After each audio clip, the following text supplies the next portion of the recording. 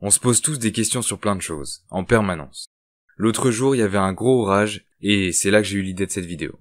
Salut à tous, c'est Edfan, et aujourd'hui on va répondre à la question, est-ce que le caoutchouc permet de nous sauver d'un orage?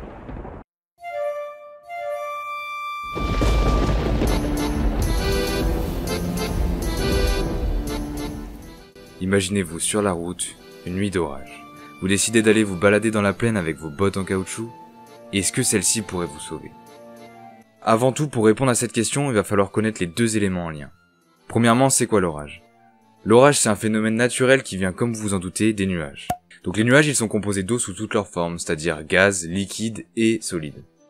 Les orages, ils partent des cumulus, donc c'est ce nuage, qui se trouve à environ 2000 mètres d'altitude, et il va se changer en cumulonimbus. Le cumulonimbus, c'est un peu sa dernière évolution. C'est un nuage qui est en forme d'enclume et qui fait 10 km de haut et 4 km de large. Cependant, c'est par le biais d'un courant d'air violent que des frottements vont se créer et que l'orage va se former dans le nuage. Toutes les particules chargées positivement vont être agitées. Elles vont aller vers le haut du nuage et les particules négatives vers le bas du nuage, à environ 2000 mètres d'altitude. Notre sol est chargé positivement, et comme les opposés s'attirent en électricité, les particules négatives bousculées vers le bas du nuage vont chercher à rejoindre le sol. Elles vont s'exprimer sous la forme d'immenses décharges d'énergie. Ce sont les éclairs. Pour information, le tonnerre est le bruit que cet air électrifié et brûlant produit lors de son voyage entre le nuage et le sol. Alors pourquoi les points culminants attirent le plus? Parce que l'électricité c'est un peu une flemmarde, elle va donc chercher à rejoindre le sol par le chemin le plus court.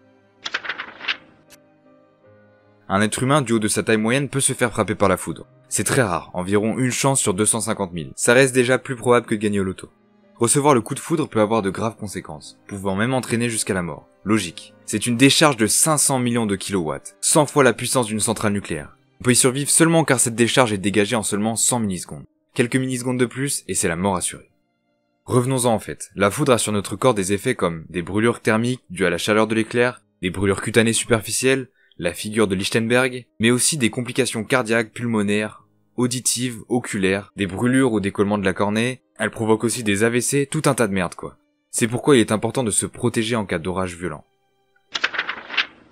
Deuxième élément permettant de répondre à la question, le caoutchouc. C'est un matériau unique aux propriétés nécessaires à la vie d'aujourd'hui. Il est résistant, isolant, modelable à l'infini, il est présent dans nos transports, dans nos activités, les ballons de foot, nos soins, les gants. Le caoutchouc provient de la récolte du latex naturel sur les arbres EVA. Il peut aussi être fabriqué synthétiquement. L'Asie du Sud représente 90% de la production mondiale de caoutchouc. Il faut savoir que la transformation du caoutchouc a un énorme impact écologique. Historiquement, c'est lors des grandes découvertes, au XVe siècle, que le caoutchouc fut découvert.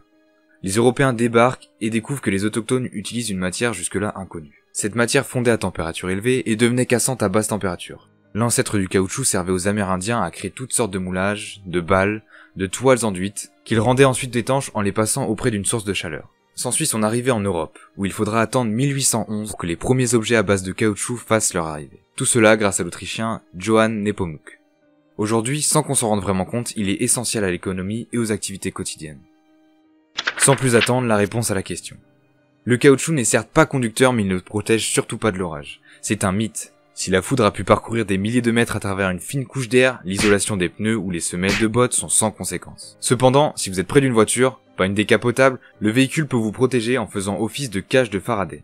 C'est un phénomène qui prodigue à la foudre un chemin de circulation autour du véhicule. Sa surface métallique va rediriger l'éclair jusqu'au sol. Bon, la caisse peut prendre très cher, vous pouvez dire adieu à la conduite intelligente de votre Tesla, mais les passagers seront indemnes. Je profite de la fin de cette vidéo pour passer un message.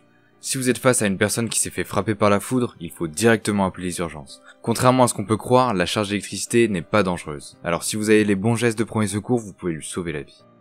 Merci d'avoir suivi cette vidéo, j'aimerais savoir dans les commentaires si vous vouliez que je fasse d'autres vidéos de ce genre, donc n'hésitez pas à vous abonner, et on se retrouve la semaine prochaine. Ciao!